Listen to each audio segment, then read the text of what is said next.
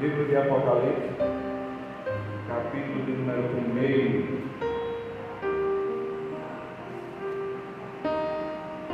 Vamos ler a partir do versículo de número 9. Apocalipse, capítulo 1 e versículo 9. Aí mesmo comprou, amém? Diz a palavra de Deus assim: Eu, João, irmão vosso e companheiro na tribulação, no reino e na perseverança em Jesus, achei-me na ilha chamada Patmos, por causa da palavra de Deus e do testemunho de Jesus.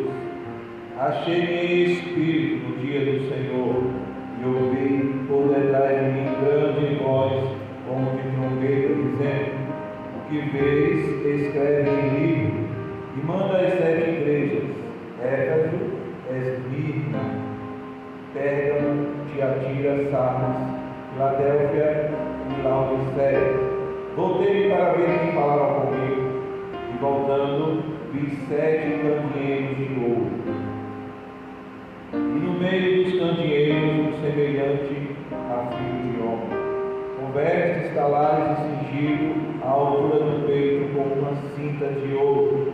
A sua cabeça e cabelos eram brancos como a alva lã, como neve, os olhos como chama de fogo, os pés semelhante ao bronze polido, como que refinaram uma fornalha, a voz como voz de muitas águas. Tinha na mão direita 7 estrelas, e da boca saía uma afiada espada de 2 gumes. O seu rosto brilhava como o sol na sua força. Quando o vi, caí aos seus pés como morto. Porém ele pôs sobre mim a mão direita, dizendo: Não temas, eu sou o primeiro e o último, aquele que vive. Estive morto, mas eis que estou vivo pelos séculos dos séculos, e tenho as chaves da morte e do inferno. Escreve, pois, estas coisas que viste, e as que são, e as que hão de acontecer depois destas.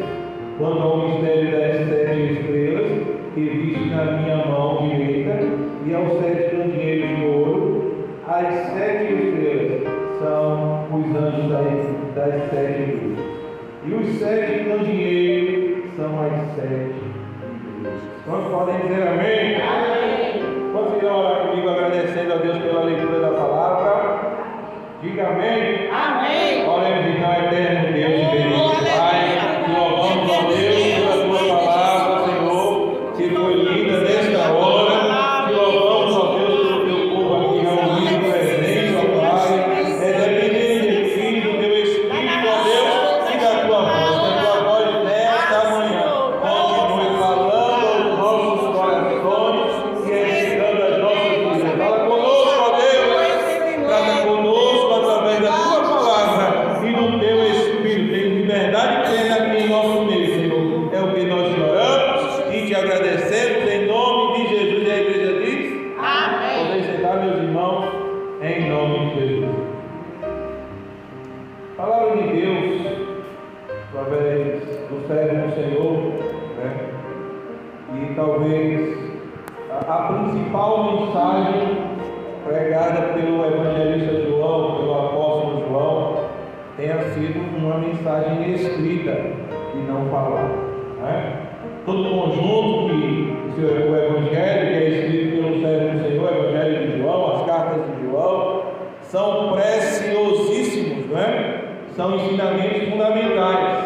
O interessante é que algumas coisas que João escreve no seu evangelho, o Mateus escreve também, o Marcos escreve também, o Lucas escreve também. É bem verdade que algumas coisas são unicamente João que escreve no seu evangelho. Se não fosse ele, e como Deus tinha tanta intimidade com ele, os irmãos sabem que havia alguns grupos ali formados por Jesus. Havia 70 discípulos, 120 discípulos, né? Estão, por exemplo, dentro de uma casa, e os 120 discípulos são 120 discípulos de Jesus, quando há o Pentecostes, quando há o batismo com o Espírito Santo. Mas também havia um grupo de 70, né? Que era mais próximo de Jesus, e no grupo de 70 tinha um grupo de 12, que era mais próximo ainda, e também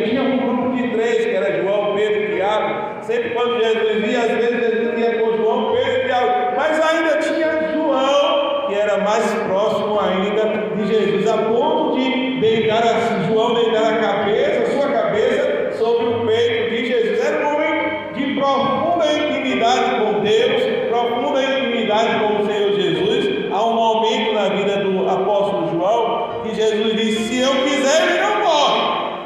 Jesus não disse que ele não ia morrer, ele disse: se eu quiser, esse não morre.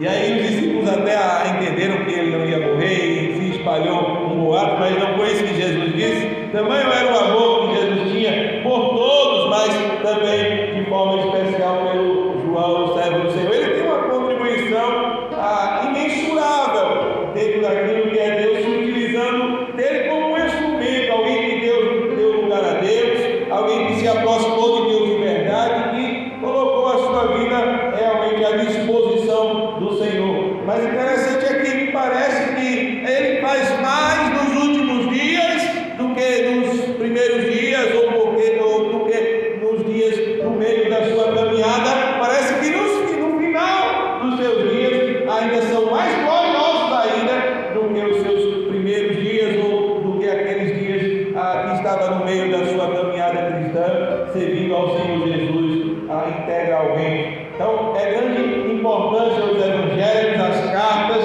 é de fundamental importância, mas agora é uma realidade profunda que a igreja está vivendo. Falamos de cerca de 60 anos depois da morte de Jesus Cristo.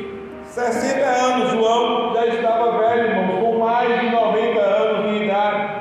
Estava preso por causa do testemunho do Senhor Jesus, por ser um pregador do evangelho, sofreu e foi preso. Tentaram matar João, e por sinal, mais de uma vez, né?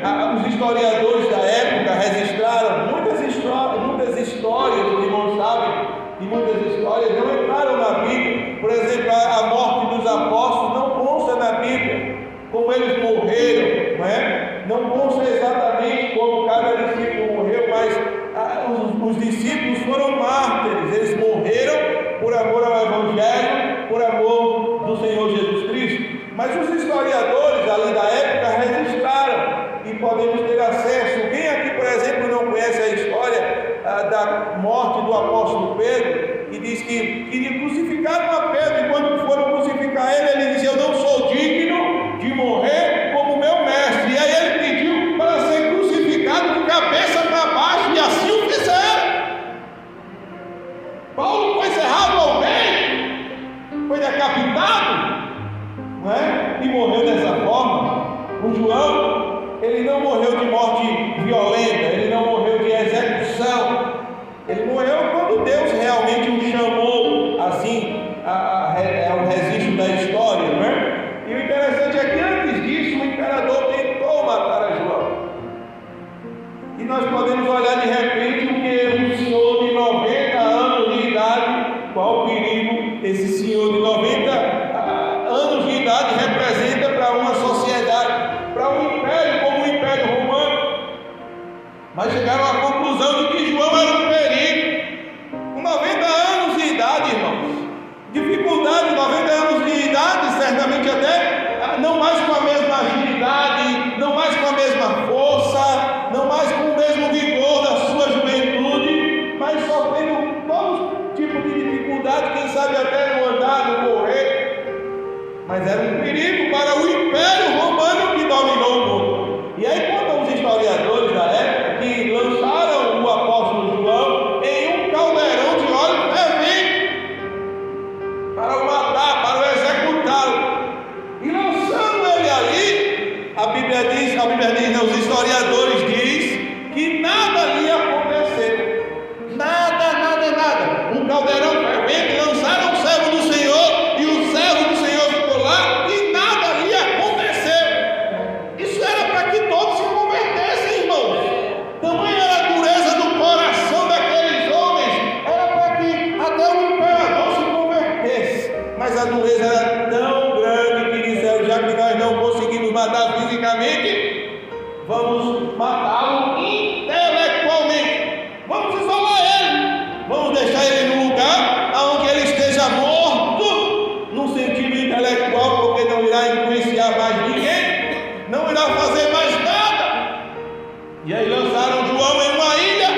chamada Ilha de Patmos, que servia como uma prisão, dizendo: não matamos fisicamente, mas matamos intelectualmente. Não vai influenciar mais ninguém com esse evangelho, com essa história de Rei dos Reis, de Senhor dos Senhores.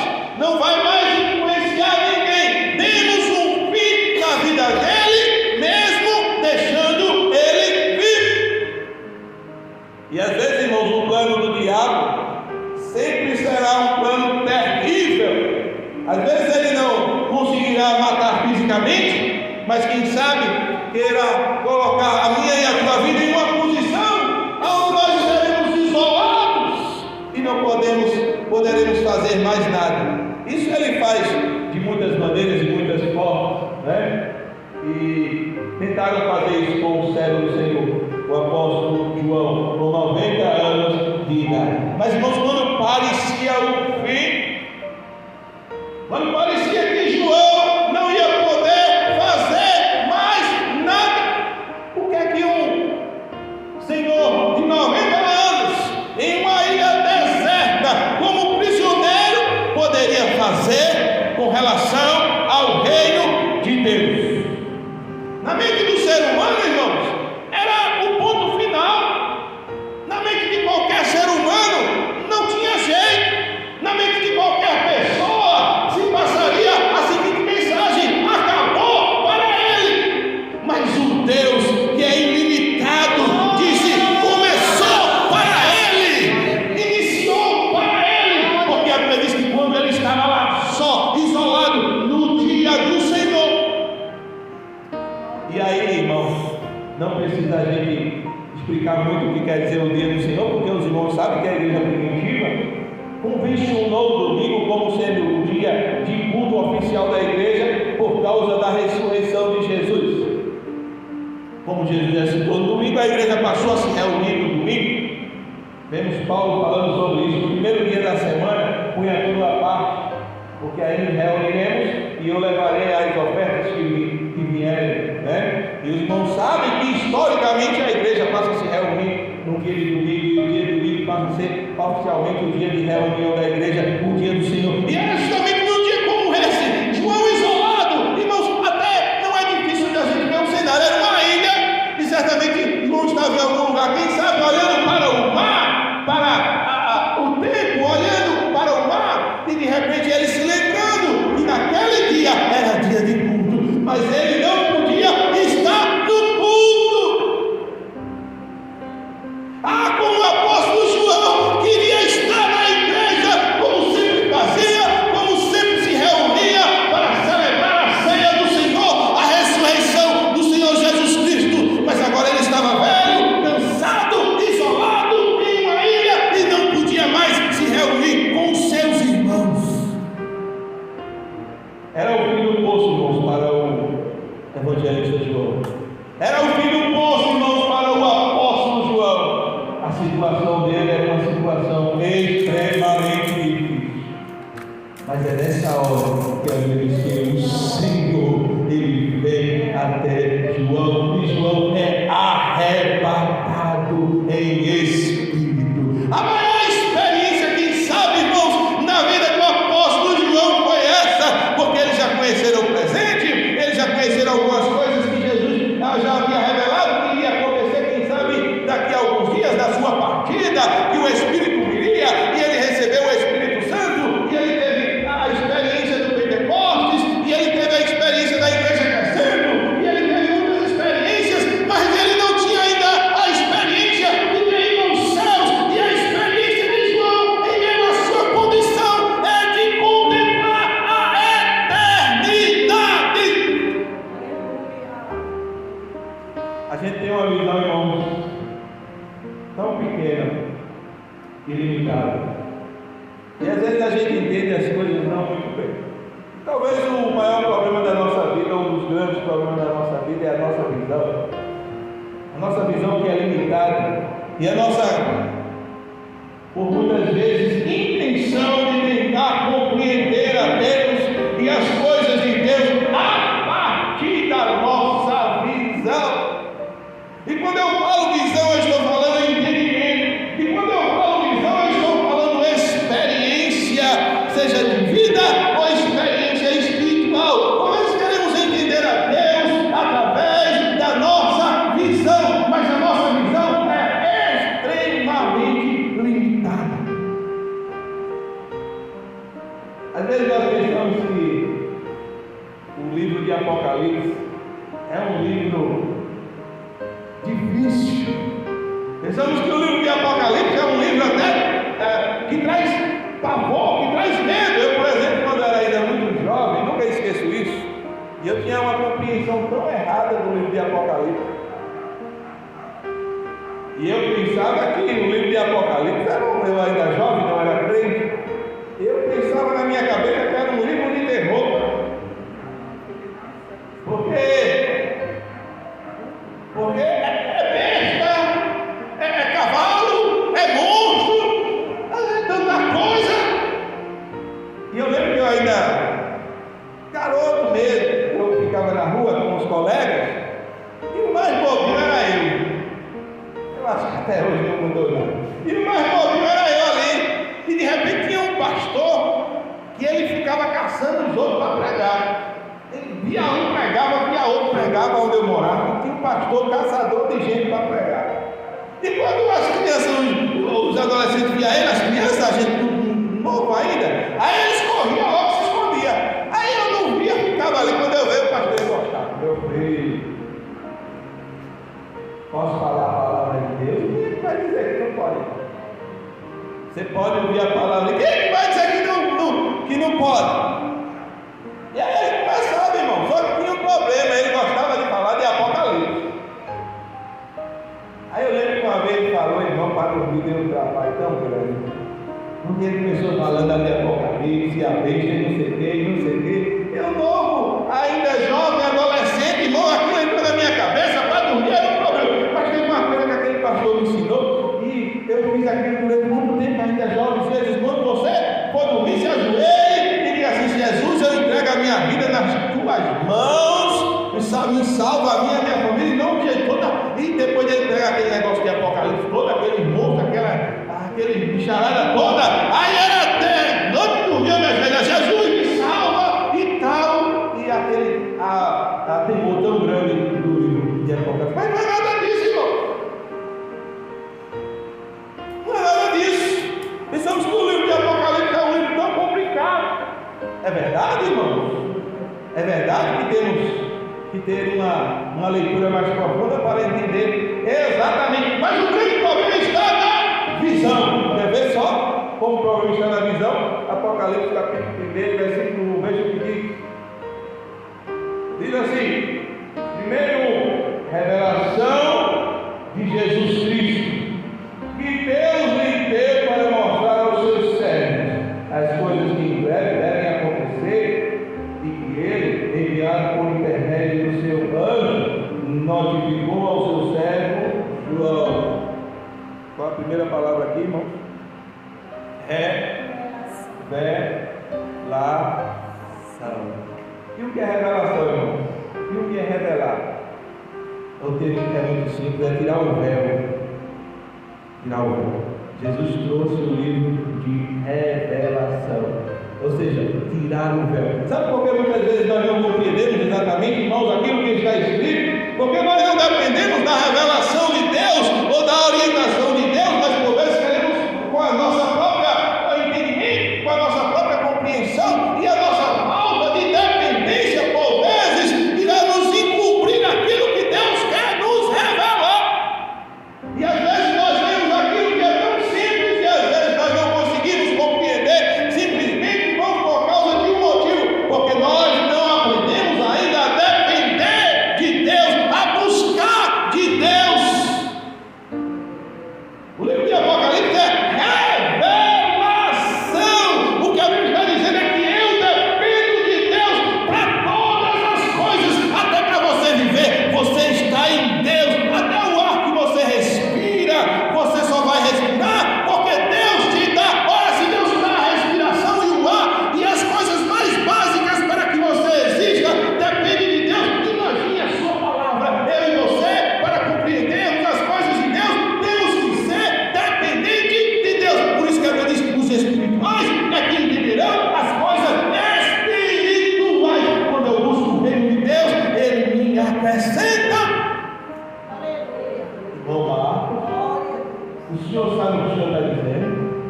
Tem certeza que eu não tenho que fazer um curso de teologia?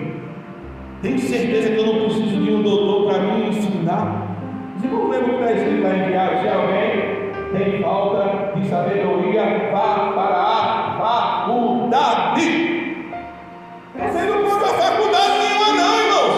É muito bom quando a gente vai para a faculdade, é muito bom quando a gente aprende o idioma, que os irmãos conhecem hebraico, aramaico, grego e seja lá o que for mais. Mas se alguém tem falta de sabedoria, peça a Deus que dá a um e a outro.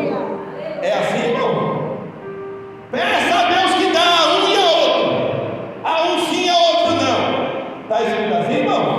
Está escrito assim, meu dirigente? Não, peça a Deus que a todos dá. E tem um detalhe, viu, irmãos? O homem até pode lançar em rosto, só sabe porque eu ensinei. Eu fui o seu professor na faculdade de Deus, não, ele disse, e não lança em rosto. Aí alguém disse assim, mas irmão, eu não acredito. Foi meu irmão. Aí você pediu do jeito que o texto diz. Porque o texto diz, em nada duvidando, porque o que duvida é semelhante às ondas do mar, que vai para um lado e vai para o outro. Não pense tal homem que receberá alguma coisa da parte de Deus. Eu tenho que pedir, dependendo de Deus, completamente. Eu nunca vou esquecer, irmão, o irmão Antônio. O irmão Antônio foi aquele servo de Deus que me evangelizou e que me ganhou para Jesus, como nós costumamos dizer, né? Eu lembro que o irmão Antônio, ele foi construir a casa do meu irmão, não tinha pedreiro, e aí ele foi construir a casa, e aí ele começou a pregar, ele fazia a casa, construía a casa e ia falando, e colocava um tijolo e ia pregar, e colocava um tijolo e ia pregar.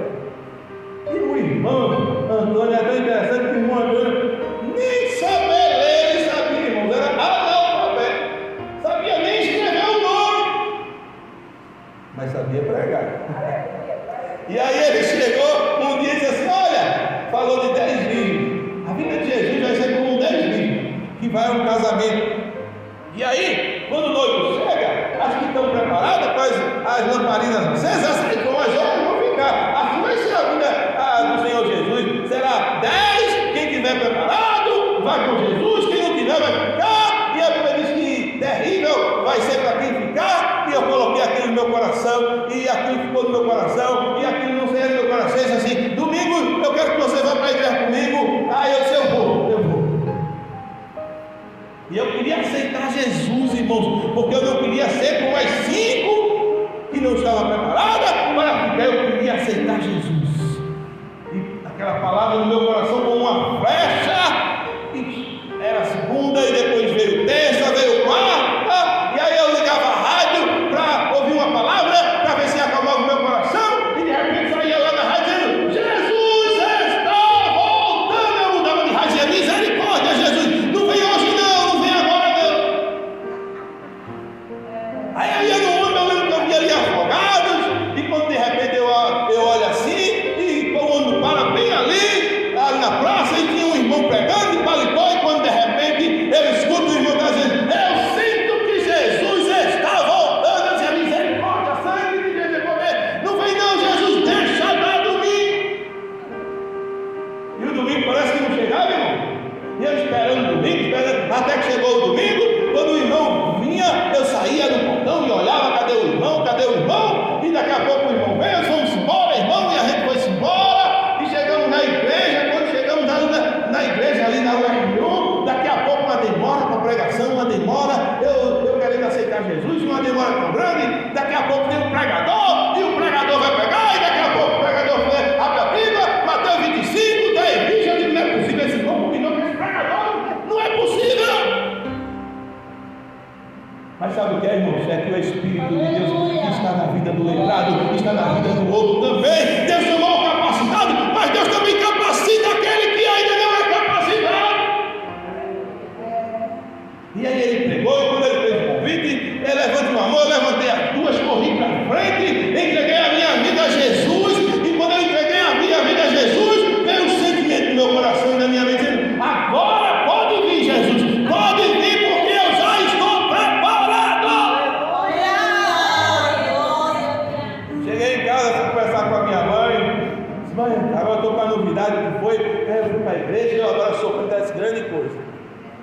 Eu também fui e eu sou crente também.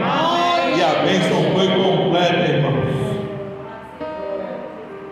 Mas eu estou contando isso para os irmãos por um motivo, para mostrar que aquele homem, mesmo sendo analfabeto, não sabendo ler, não sabendo escrever, ele tinha condições de pregar o Evangelho e alcançar as almas, porque ele aprendeu a depender de Deus.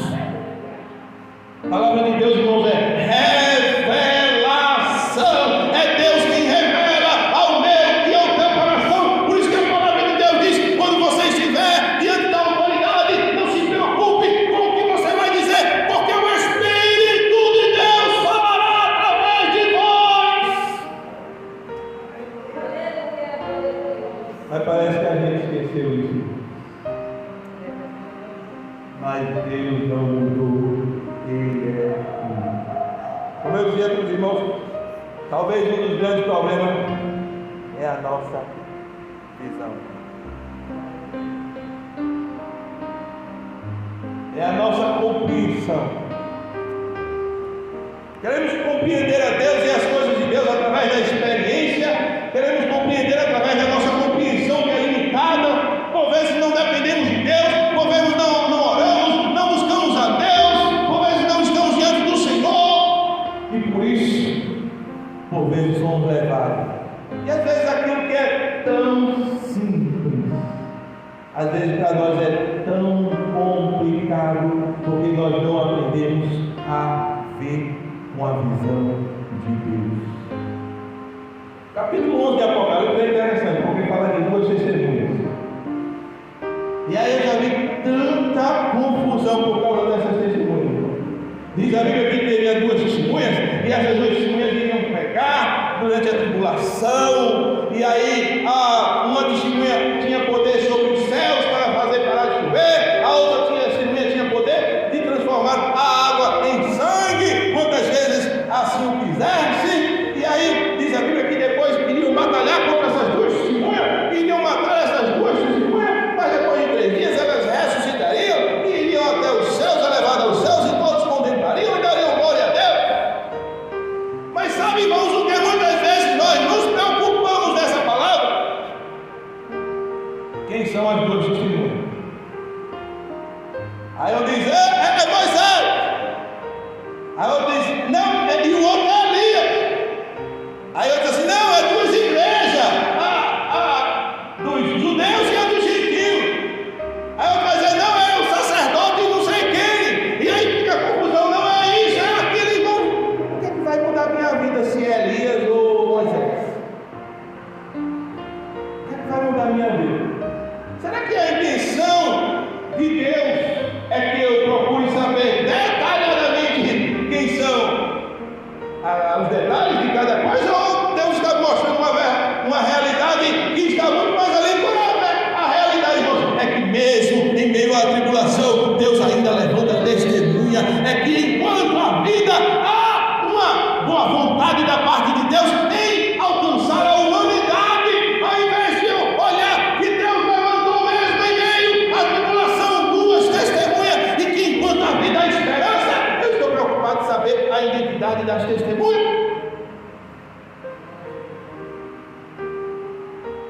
Ao invés de olhar para a visão humana, olhando para a visão do céu, ao invés de estar preocupado quem são as testemunhas, eu estou glorificando a Deus e estou adentrando os portais da eternidade com a visão de Deus, percebendo que o tempo do mal está contado. Porque se o texto diz que as duas testemunhas foram abatidas e morreram, o texto também diz que ao terceiro dia Deus ressuscitou as testemunhas. O mal, ele não prevalecerá, o bem sempre prevalecerá. O dia do mal está contado, porque há de raiar a luz e há de chegar o juízo, e Deus há de prestar contas e de trazer todas as coisas para o seu devido lugar.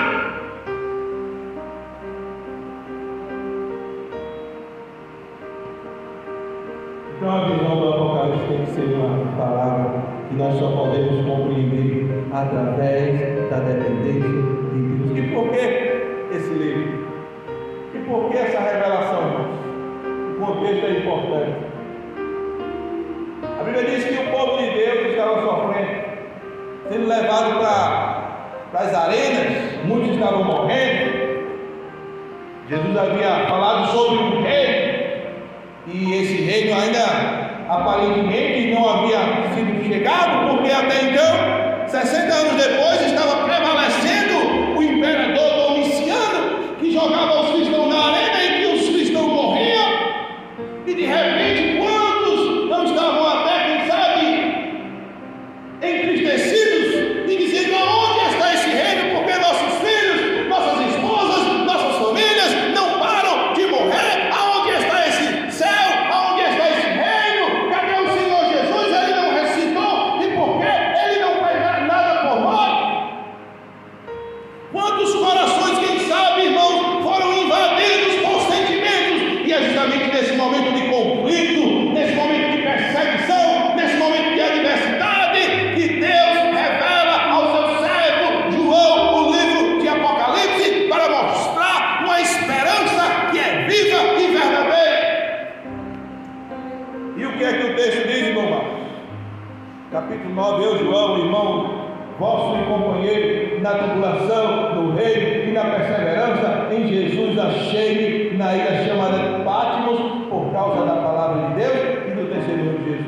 Achei-me em espírito no dia do Senhor, e ouvi por detrás de mim grande voz, como de trombeta,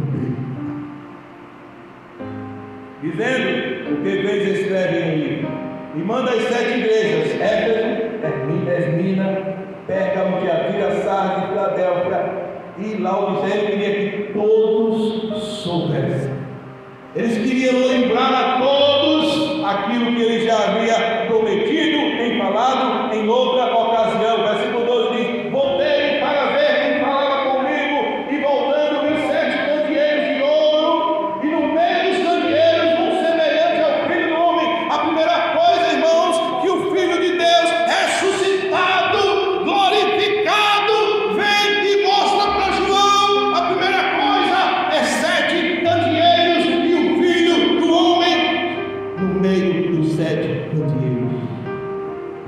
João a princípio não entende, mas lá na frente lhe é revelado que os 7 candeeiros são as 7 igrejas do Senhor. O que Jesus está dizendo para João: eu estou vendo todo o sofrimento, eu estou vendo toda a perseguição, eu estou vendo toda a luta, e eu não apenas estou vendo, mas eu mesmo estou no meio. Jesus está no meio da igreja.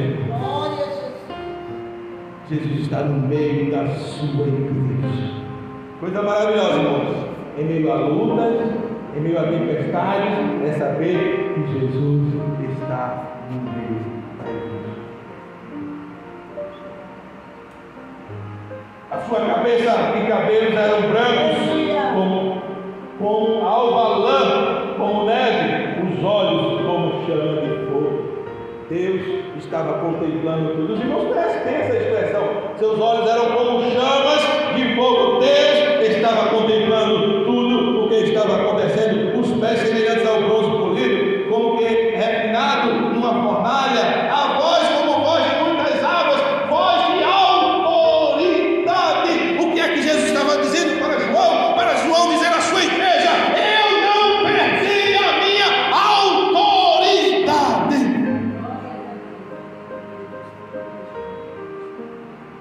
E a Bíblia diz: tinha na mão direita 7 estrelas, e da boca saía uma afiada espada de 2 gumes. Sabe o que quer dizer isso, irmãos? Ele tanto tem poder para julgar, como para executar a sentença. Ele é o nosso reto juiz. Ele irá julgar e irá executar toda a sentença. O seu rosto brilhava como o sol na sua força. Quando o vi, caí aos seus pés como morto. Porém ele pôs sobre minha mão direita, dizendo: que coisa maravilhosa. Jesus pôs a mão direita sobre João. A mão de Deus está sobre a sua vida. A mão de Deus está sobre a sua igreja, independente da sua condição. E aí o Senhor diz para João: não temas, eu sou o primeiro e o último, aquele que vive, estive morto, mas eis que e tem as chaves da morte e do inferno. Coisa tremenda, irmãos. Em meio àquela perseguição tão grande, o Senhor Jesus aparece a João e diz: conte para a minha igreja, eu estou vivo. Conte para a minha igreja o que você viu. Conte para a minha igreja a glória, o resplendor que espera para eles, porque a Bíblia diz que assim como Ele é, seremos nós também. E aqui no texto revela que Jesus é o primeiro da ressurreição, Ele é o primeiro a receber corpo glorificado. Mas Ele estava dizendo, através dessa palavra, de ser o primeiro da ressurreição, é que nós também iremos ressuscitar, receberemos corpos glorificados. Por isso Ele diz: não temas, eu estive morto, João. A morte não é o fim, a morte não é a sentença final. Era isso que Jesus estava dizendo. Não tema. Em outro momento Jesus diz: não tema aquele que pode matar o corpo, antes tema aquele que pode fazer a alma, lançar a alma no inferno. Jesus agora mostra-se para João e diz: olha, eu estive morto, mas agora eu estou vivo e coberto de glória e majestade. Pode confiar, pode ficar tranquilo, pode dizer à minha igreja que eu estou vivo.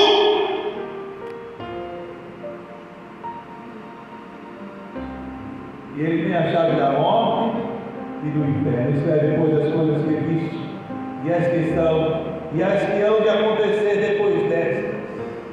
Escreve, João. Ele que não tinha utilidade para nada é o autor de uma revelação tão grandiosa que consegue alcançar o coração da igreja naquele momento. Talvez eu e você não tenha dimensão da importância dessa carta, mas essa carta foi o próprio Jesus que, através do seu servo João, escreveu e mandou e direcionou a sua igreja, que estava sofrendo, que estava padecendo, que estava sendo levada às arenas. Mas Jesus escreve através do seu servo aquelas cartas e manda a cada igreja, mostrando o seu cuidado, mostrando a realidade espiritual. Como dizia para os irmãos, a primeira coisa que percebemos e que nós não compreendemos é por causa da nossa limitação na visão. A segunda coisa é a nossa limitação no tempo. Queremos as coisas para hoje, irmãos. Queremos as coisas para ontem. Queremos as coisas rapidamente. Mas sendo que há um tempo para todas as coisas, porque o Império Romano já havia sido profetizado que Deus iria lançar uma pedra sem auxílio de mãos humanas, lá em Daniel no capítulo 2, e a Bíblia diz que havia uma grande estátua formada de ouro, de prata, de barro e de vários materiais, e a Bíblia diz que uma pedra lançada sem auxílio de mão foi lançada sobre a estátua, e a estátua foi esmiuçada, e diz a Bíblia que nem um pó ficou. E quando é revelado a Daniel, diz a Bíblia que 4 reinos se levantariam: o reino da Babilônia, que já estava em vigor, o reino persa, o reino também dos romanos, o Império Romano seria levantado, e o último império, o Império Romano, seria o pior de todos. Mas a Bíblia dizia que a pedra seria lançada, esmiuçada seria todos os reinos e todos os impérios, e nenhum pó ficaria. E a Bíblia já dizia há muito tempo que um dia aquele império não seria nada, e aquele império caiu, e aquele império ficou para trás, e nem sequer lembramos daquele império. Mas o reino de Deus está firmado e é glorioso, porque o reino que está firmado é o reino de Deus. É o reino de Deus. Olhamos pela nossa visão, olhamos diante do tempo, tudo para nós tem um tempo, e se passar do tempo, não vale mais. Mas João estava preso, irmão. João estava preso por mais de 90 anos. Quem sabe ele não pensou: para mim não tem mais tempo, para mim o tempo acabou, passou o tempo. Mas Deus operou um milagre na vida do seu servo. E mesmo naquela condição, mesmo quando para todos não havia tempo, aos 90 anos de idade, Deus foi capaz de operar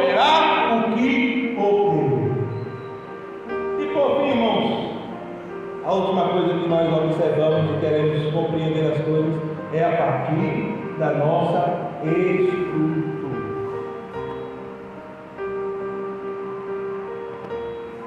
É a partir da nossa estrutura, irmãos. É a partir do nosso conhecimento, é a partir de quem nós somos, é a partir do que temos e não daquilo que Deus nos dá, e não daquilo que Deus nos concede.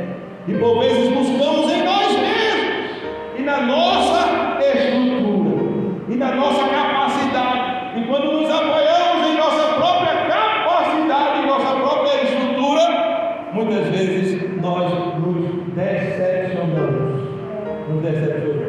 Mas João não. João estava preso, não havia nenhuma estrutura para aquele homem, irmão. Como é que Deus agora chega para João e diz: escreve? Eu não sei como ele conseguiu, irmão. Mas ele escreveu. 90 anos.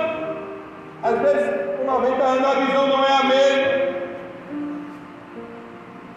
A capacidade intelectual às vezes não é a mesma. Tudo é mais difícil, irmãos. Mas ele não fez por sua estrutura. Ele fez pela sua dependência de Deus. Diz a Bíblia que João foi escrevendo. E aquele que para nada servia, para Deus servia para escrever a maior revelação de todos os tempos. Escreve, João. Talvez João, naquela ilha, muitas vezes se perguntou: eu não sirvo mais para nada, o que é que eu estou fazendo aqui? Por que ainda eu estou vivendo? O que é que eu estou velho, eu estou cansado, eu não tenho mais o que fazer. Mas Deus vem, o Senhor Jesus vem e diz assim: escreve, João, escreve, porque eu ainda tenho uma obra a fazer contigo, porque não é por causa da tua estrutura, mas é por causa da minha estrutura, não é por causa da tua condição, mas é por causa da minha condição. Por vezes, irmão, nós falhamos, por vezes, irmão, nós ficamos limitados, porque por vezes nós queremos estar sustentados debaixo da nossa estrutura. Diz que o Senhor chega para Moisés e diz: vai, Moisés, ter com o Faraó. E Moisés se alicerça na sua estrutura e diz assim: mas Senhor, quem sou eu para ir ter com o Faraó? E Deus diz assim para Moisés: Moisés, você não entendeu. A questão não está na tua estrutura, está na minha presença, está na minha estrutura. Moisés, fica tranquilo, eu mesmo serei contigo. Por vezes nós dizemos para Deus: Senhor, eu não tenho condições, Senhor, eu não sei como fazer, eu não tenho capacidade. Mas Deus vem e diz: eu te dou estrutura. Salomão foi o maior rei, o que mais fez crescer o reino de Israel. Mas Salomão, quando chegou diante do Senhor, sabe o que ele disse? Senhor, pede o que você quiser. Ele disse: Senhor, me dá sabedoria, porque eu sou como uma criança. Eu só queria saber entrar e sair no meio do teu povo. Olha o que Salomão está dizendo, irmãos. Eu não tenho sabedoria nem para entrar no meio do teu povo e nem para sair. Senhor, me dá sabedoria. Era como se a Salomão estivesse dizendo para Deus: Senhor, eu não tenho estrutura para esse negócio. Aí Deus dá tanta sabedoria a Salomão, que certa feita chega duas mulheres, e uma dormiu sobre o filho e matou, e a outra tocou de noite, e chega diante de Salomão, e Salomão vai julgar a causa, e todo mundo olhando, e todo mundo dizendo: eu quero ver agora. E aquele que outrora sabia que não tinha estrutura, não tinha sabedoria nem para entrar, nem para sair, e ele ouviu uma, e ele ouviu outra, e não tinha acordo. Uma dizia uma coisa, e a outra dizia outra. Mas aquele que recebeu, esperou em Deus e dependeu de Deus, e recebeu de Deus, disse assim: pegue uma espada, corte o menino em dois, e dê um pedaço para cada uma, e está tudo resolvido. E ele falou isso porque ele sabia que o sentimento materno não permitiria que matasse a criança. Uma dizia: não, é justo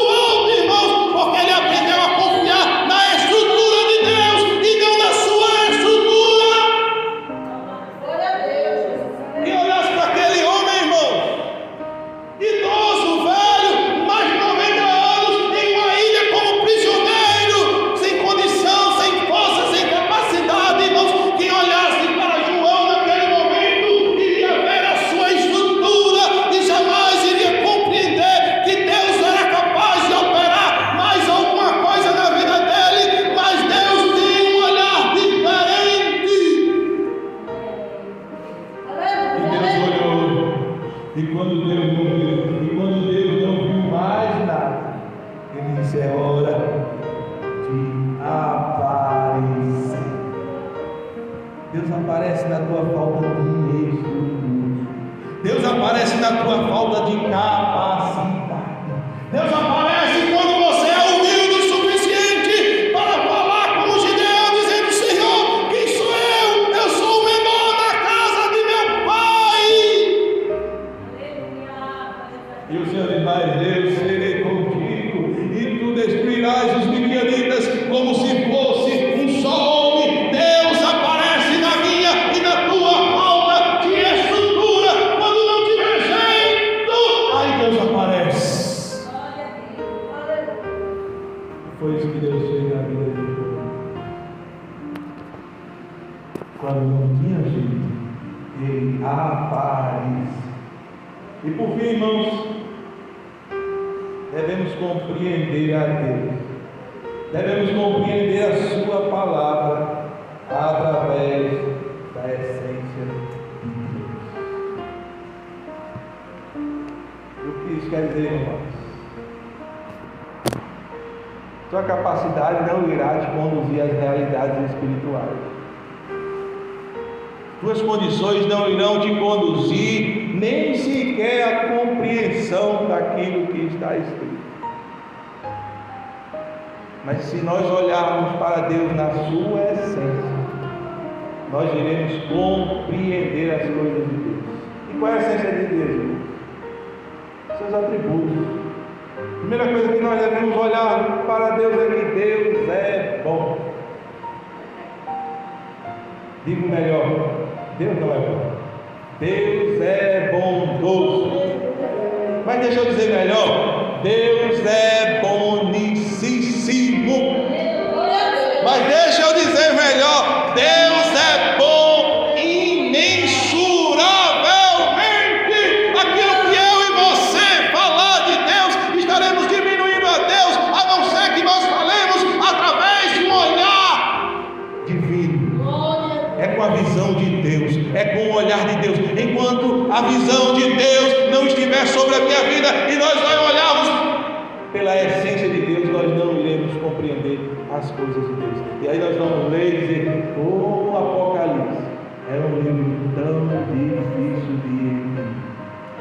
Mas não é. É um livro de consolação para aqueles que haviam estado desconsolados. Era um livro que dizia para a sua igreja que sofria perseguição: olhe para a minha essência, eu morri, mas eu estou vivo. E no capítulo 4, a Bíblia diz que João vê o trono. É como se Jesus Cristo estivesse dizendo para a sua igreja: as tuas circunstâncias aí embaixo não afetam o meu trono aqui em cima. Tudo isso aqui irá passar, mas o meu trono permanece eternamente. Aprenda a olhar para as coisas, olhando para a essência de Deus na sua vida. Deus é bom, irmãos. Eu nunca esqueço de um garoto, Theo. Ele tinha 5 anos, estava completando ano e não tinha sequer o pai e a mãe a condição de fazer aquele aniversáriozinho, aquele bolinho, aquela festa que toda criança quer ter. E aí ele perguntou para a mãe: mamãe, Deus é bom mesmo? E a sua mãe disse: é, meu filho, Deus é bom. Aí ele disse: então eu vou pedir para ele para fazer o meu aniversário, para eu ter meu aniversário. E foi orar, pedir a Deus. Criança de 5 anos. A mãe ficou preocupada, disse para o pai. O pai não tinha condições de jeito nenhum. Mas um casal na igreja, irmãos, por um acaso, ouviu a conversa. E quando ouviu a conversa daquela mãe, contando aquela história, Deus tocou no coração daquele casal. E quando chegou na igreja, estava lá, irmãos, o bolo, o guaraná, os presentes. A criança, quando viu, colocou para chorar, correu no braço da mãe e disse: mamãe, é verdade, Deus é bom. E ela corria, ela gritava: mamãe, Deus é bom, Deus é bom, Deus é bom. Com 5 anos, aquela criança conseguiu uma experiência que muita gente às vezes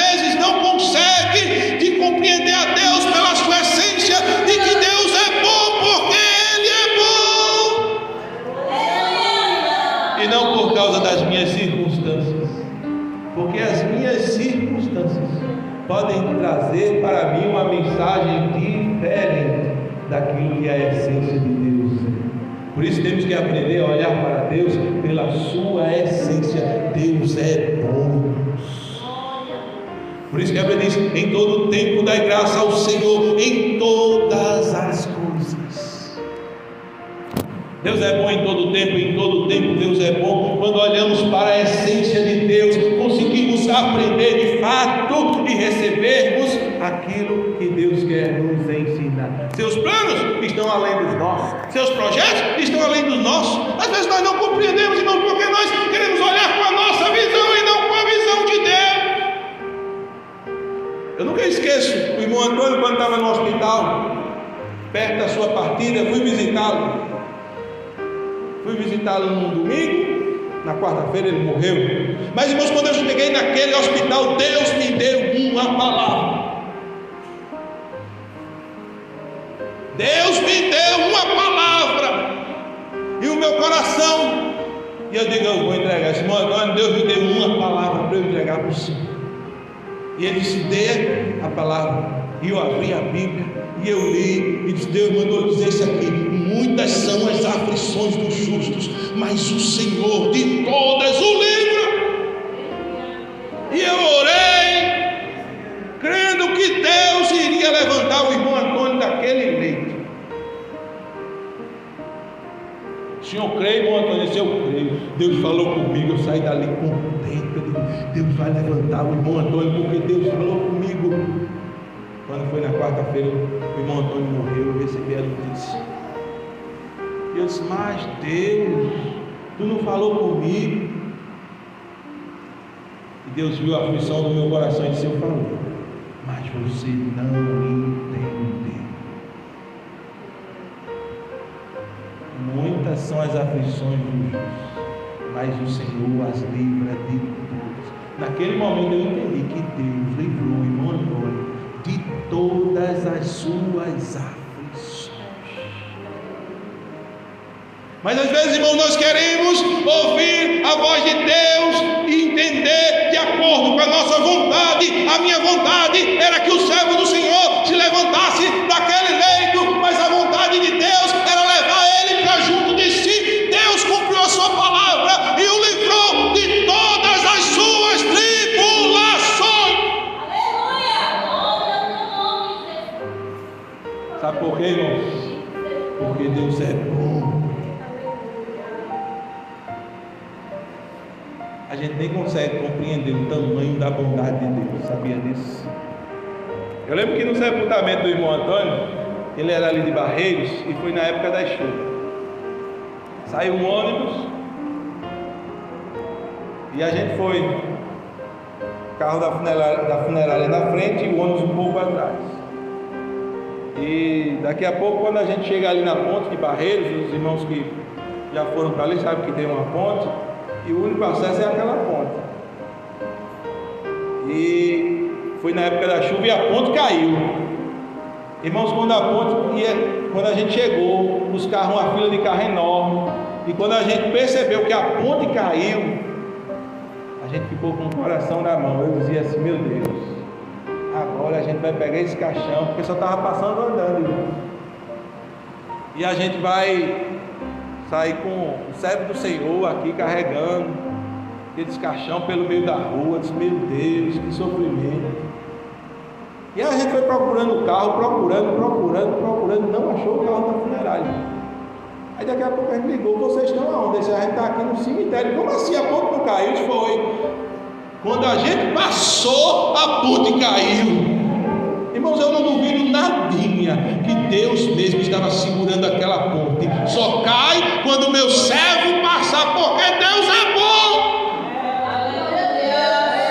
A gente foi andando, mas o servo do Senhor passou.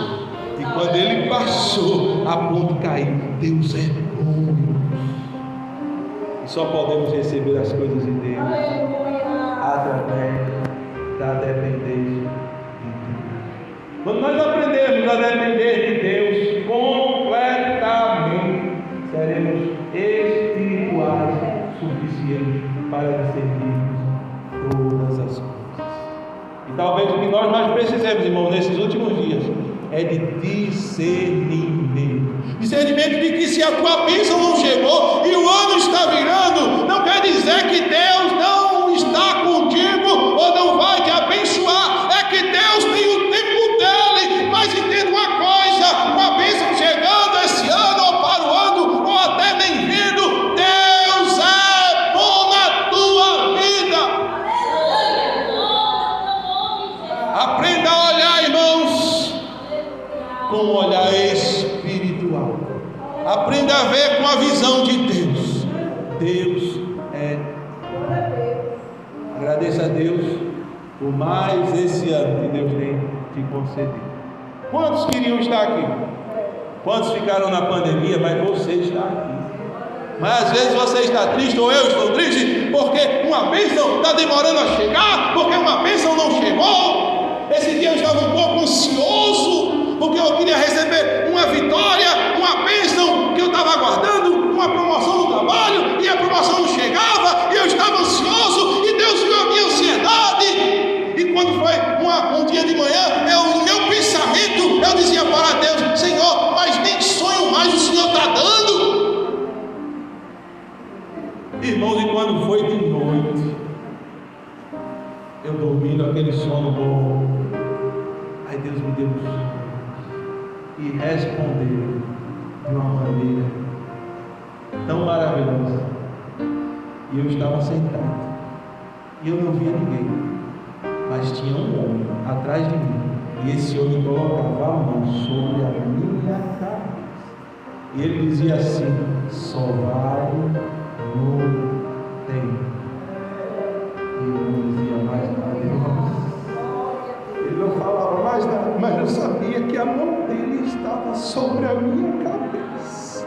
Deixa eu dizer uma coisa para você aqui nessa noite: a mão de Deus está sobre a tua cabeça, independente do tempo, se chegou, se não vai chegar, se vai chegar ano que vem, não importa. A mão de Deus está sobre a tua cabeça. Aleluia. Que sonhos. É isso que a gente está precisando mais. Sermos mais espirituais e aprendermos mais de Deus.